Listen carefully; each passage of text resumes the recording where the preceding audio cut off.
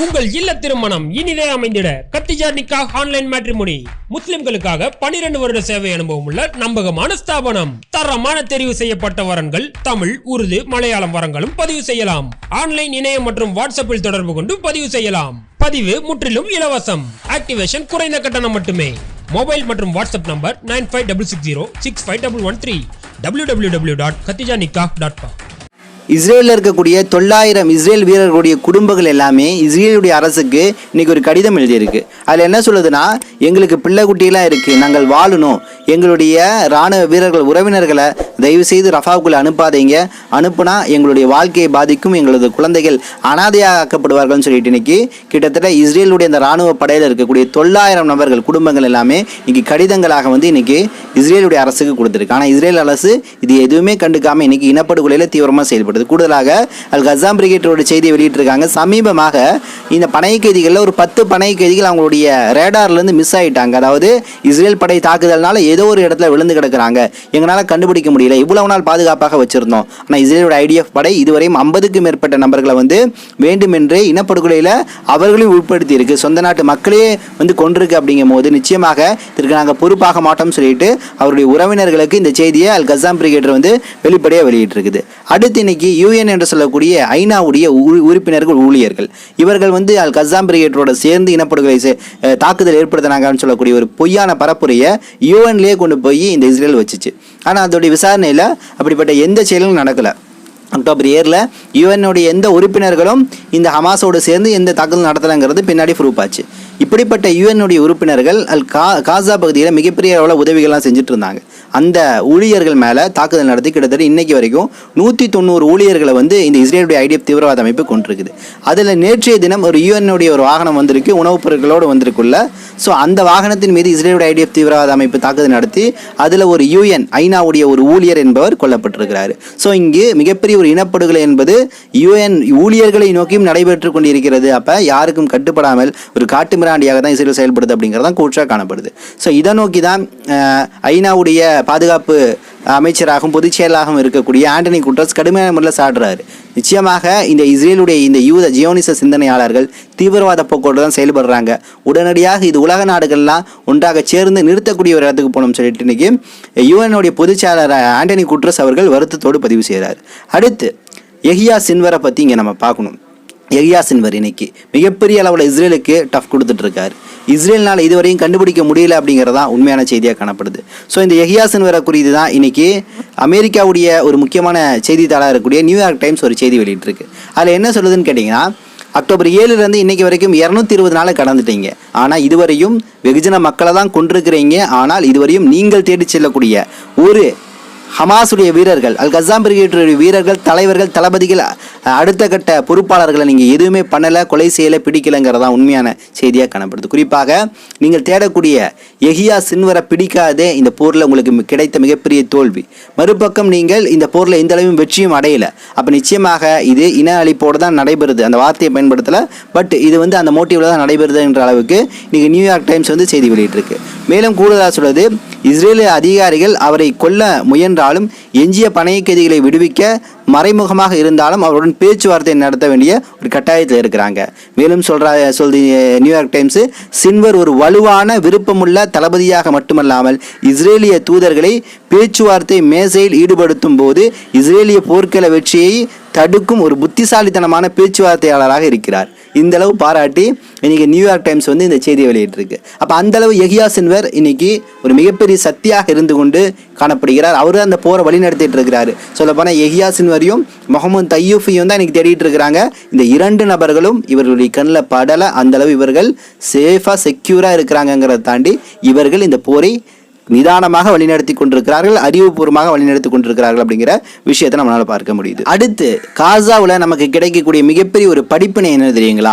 காசாவில் 220 நாள் போர் நடந்துட்டு இருக்கு. இந்த போர் சூழலில் அவர்கள் விடாமல் செய்யக்கூடிய ஒரு விஷயம் என்ன தெரியுங்களா? விடாமல் ஒரு நேரம் கூட தவறாமல் செய்யக்கூடிய ஒரு விஷயம் என்ன தெரியுங்களா? அவர்கள் உண்கிறார்களோ உறங்குகிறார்களோ கிடையாது, மாறாக அவர்கள் அனுதினமும் தொழுது கொண்டிருக்கிறார்கள்.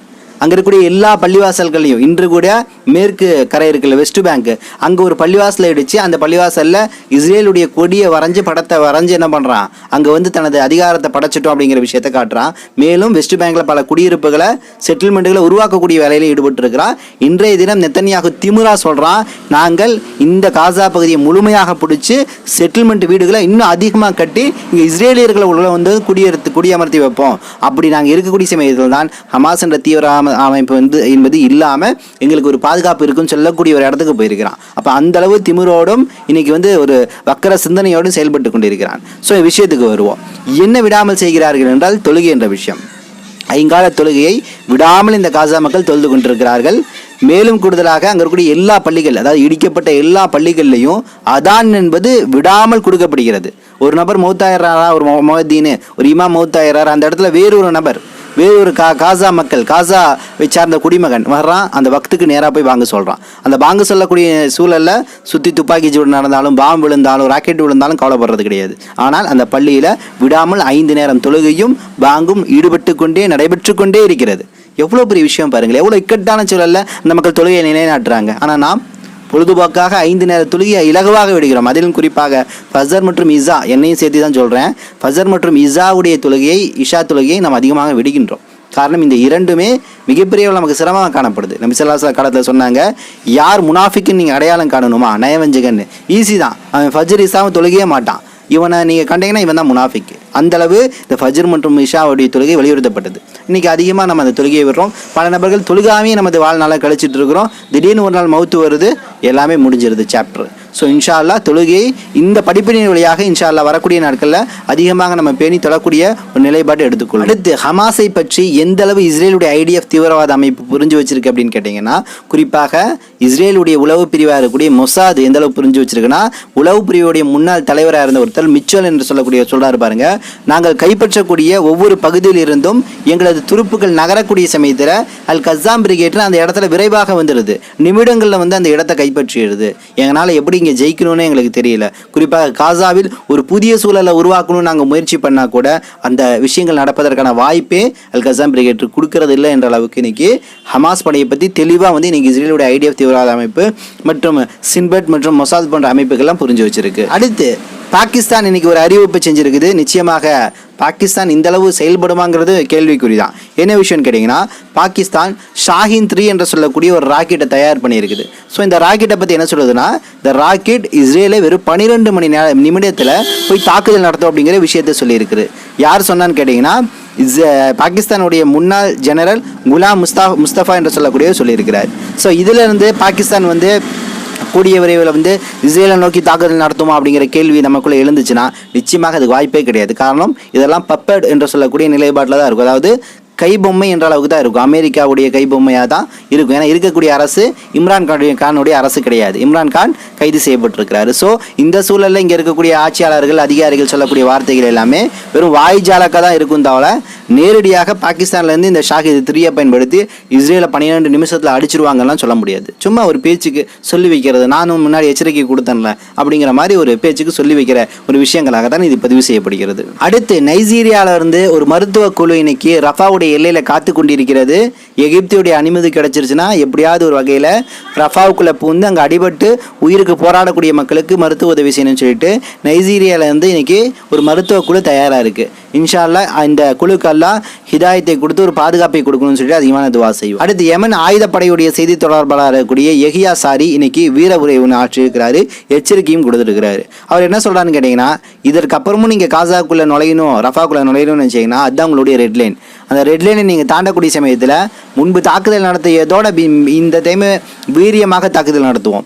முன்பு தாக்குதல் நடத்த பயன்படுத்த ஆயுதங்களோடு இன்னைக்கு அதிகமான ஆயுதங்கள், அதிகமான நவீன இராணுவ தளவாடங்கள் எங்கள் கைவசம் இருக்குது. ஸோ இனி வரக்கூடிய தாக்குதல் எல்லாமே இரட்டிப்பாக இருக்கும் அப்படின்னு சொல்லக்கூடிய ஒரு எச்சரிக்கையை கொடுத்து இதை வந்து அளவுக்கு அதிகமாக நாங்கள் செயல்படுத்த காத்திருக்கோம் அப்படிங்கிற ஒரு செய்தியும் இன்னைக்கு யஹியா சாரி பதிவு செஞ்சிருக்காரு. அடுத்து ஹிஸ்புல்லா ஒரு வாரத்துக்கு முன்னாடி ஒரு செய்தியை வெளியிட்டாங்க. என்னன்னா, இஸ்ரேல் கட்டுப்பாட்டில் இருக்கக்கூடிய கலீலியா என்று சொல்லக்கூடிய இடம், இது வந்து லெபனானுக்குள்ளே இருந்த இடம். இந்த கலீலியாவை நாங்கள் கைப்பற்றுவோம்னு சொல்லக்கூடிய ஒரு உத்தரவாதத்தை கொடுத்துருந்தாங்க.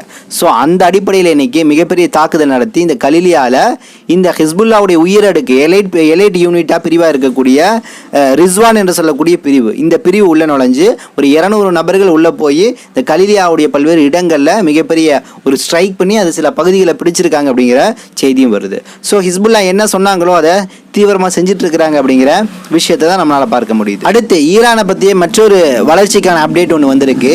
ஈரான் சமீபமாக 4000 குதிரை திறன் ஹார்ஸ் பவர் கொண்ட டீசல் லோகோமோட்டிவ் என்று சொல்லக்கூடிய ஒரு இன்ஜினை கண்டுபிடிச்சிருக்குது. ஸோ இதன் மூலம் தொழில்நுட்ப வளர்ச்சியில் மிச்ச நாடுகளுக்கு டஃப் கொடுக்குற அளவு, அதாவது மேற்கத்திய யூரோப் கண்ட்ரியில் எந்த அளவு வளர்ந்துருக்காங்களோ டெக்னாலஜி விஷயத்தில் அந்தளவு ஒரு வளர்ச்சியை நோக்கி எட்டியிருக்கு அப்படிங்கிற விஷயத்தை பார்க்க முடியுது. ஸோ 4000 குதிரை திறன் கொண்ட இந்த டீசல் இன்ஜினை கண்டுபிடிச்சதன் மூலம் இன்றைக்கி மிகப்பெரிய அளவில் ஒரு தாக்கத்தை மத்திய கிழக்கில் மற்றும் மேற்குலகில் ஏற்படுத்தியிருக்காங்க. அடுத்து ரஷ்யா ஒரு பிரம்மாண்டமான விஷயத்தை கண்டுபிடிச்சிருக்கு. என்னன்னு கேட்டிங்கன்னா, பிரித்தானியா அண்டார்டிகா பகுதி பிரதேசங்களில் இருக்கக்கூடிய சில முக்கியமான வளங்களை கண்டுபிடிச்சிருக்கு. இது 511 பில்லியன் கொண்ட பீப்பாய்கள் கொண்ட அளவிலான எண்ணெய் விஷயங்களை கண்டுபிடிச்சிருக்கு அப்படிங்கிற செய்தி வருது.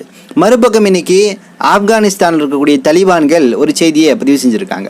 பலஸ்தீனுடைய விடுதலை விஷயத்தில் நாங்கள் தொடர்ந்து குரல் கொடுத்து கொண்டிருக்கக்கூடிய அதே வேளையில் விடுதலை பலஸ்தீன் அமைவதற்காக இன்னைக்கு காபூலில், அதாவது ஆப்கானிஸ்தானில் இருக்கக்கூடிய காபூலில் அல் அக்ஸா போலவே ஒரு பள்ளிவாசலை கட்டி மீண்டும் அந்த அக்ஸா எழுப்பப்படும் அப்படிங்கிற ஒரு நினைவு சின்னத்தோடு சில ஆர்ப்பாட்டங்களையும் பொதுக்கூட்டத்தையும் ஏற்படுத்தியிருக்காங்க. ஸோ இந்த விஷயத்தை சொல்லக்கூடிய அதே வேளையில் சில மாதங்களுக்கு முன்னாடி ஸ்ரீலங்காலையும் அல் அக்ஸாவை போலவே ஒரு பள்ளிவாசல் பிரம்மாண்டமாக கட்டப்பட்டுச்சு. அதோடைய செய்திகள்லாம் பார்த்துருப்பீங்க. ஸோ அதே வடிவமைப்பு, அதே அந்த கோல்டன் டோம் கொண்ட அந்த வடிவமைப்பில் ஸ்ரீலங்காவில் கட்டப்பட்டுச்சு. ஸோ அதற்கு அப்புறம் எனக்கு தெரிஞ்சு அது வடிவமைப்பு போல் பிரம்மாண்டமான ஒரு பள்ளியை வந்து நீங்கள் ஆப்கானிஸ்தானில் கட்டியிருக்காங்க அப்படிங்கிற விஷயத்தை நம்மளால் பார்க்க முடியுது. இன்னும் தலிபான்களுடைய பாதுகாப்பு அமைச்சர் மீண்டும் அழுத்தம் திருத்தமாக சொல்றாரு, வெஸ்டர்ன் கல்ச்சர் இந்த தலிபான்கள் ஆப்கானிஸ்தானுக்குள்ள நுழையாது, நாங்கள் சரியத்தை 100% பின்பற்ற கடமைப்பட்டு இருக்கின்றோம், அதனால மேற்குல கலாச்சாரம் எங்களுக்கு உள்ள அனுமதிக்கவே மாட்டோம், நாங்கள் சரியத்தை உயிருள்ள வரைக்கும் இந்த நாட்டில் நிலைநிறுத்தி கொண்டே இருப்போம் அப்படிங்கிற விஷயத்தை அழுத்தம் திருத்தமாக இன்னைக்கு பதிவு செஞ்சிருக்கிறார். மறுபக்கம் இன்னைக்கு இஸ்ரேலுடைய பாதுகாப்பு அமைச்சராக இருக்கக்கூடிய பென்க்யூர் என்று சொல்லக்கூடிய தீவிரவாதிக்கு இன்னைக்கு இஸ்ரேலுடைய டெல்லவி நகரத்திலேயே அங்கே இருக்கக்கூடிய யூத மக்களே சரமாரியாக தாக்குதல் நடத்தியிருக்கிறாங்க. அடித்து அடியில் தெரிச்சு ஓடி இருக்காப்புல. ஸோ இவ்வளோ பெரிய கேவலத்தில் மாட்டியும் கேவலத்தை சந்தித்த பென்க்யூர் மீசையில் மண்ணே ஒட்டாத மாதிரி மீண்டும் பலஸ்தீன் இனப்படுகொலை விஷயத்தில் தனது விஷம கருத்துக்களை தொடர்ந்து பரப்பி கொண்டு தான் இருக்கார். கேலன் கைது போன்ற அடுத்து இஸ்ரேல் மீதான நடவடிக்கை, பெஞ்சமின் நெத்தன்யாஹு கைது, கேலன் கைது போன்ற அந்த செயல்பாடுல ஐசிசி ஐஎஸ்ஏ என்று சொல்லக்கூடிய சர்வதேச குற்றவியல் நீதிமன்றம் செயல்பட்டு இருக்கு. ஸோ இந்த நடவடிக்கையில் குறிப்பாக சர்வதேச நீதிமன்றத்துடைய அந்த வழக்கில் இன்னைக்கு பல்வேறு நாடுகள் உள்ள சேர்ந்திருக்கு. கொலம்பியா சேர்ந்திருக்கு, சவுத் ஆப்பிரிக்கா சேர்ந்திருக்கு. அந்த வரிசையில் சமீபமாக எகிப்தும் தன்னை இணைத்துக் கொண்டதுங்கிற செய்தியை பார்த்தோம். சமீபமாக இதோடு சேர்த்து நமது மாலத்தீவு, அண்டை நாடாக இருக்கக்கூடிய மாலத்தீவும் நாங்களும் இதோடு சேர்ந்துக்கிறோம், நாங்களும் வழக்கு தாக்கல் செய்கிறோம் அப்படிங்கிற விஷயத்தை பதிவு செஞ்சிருக்கு. சில தகவலை திரட்டி கொண்டு இன்ஷா அல்லாஹ் விரைவில் வந்து உங்களை சந்திக்கின்றேன். நன்றி. அஸ்ஸலாமு அலைக்கும் வரஹ்மத்துல்லாஹி வபரகாத்துஹு.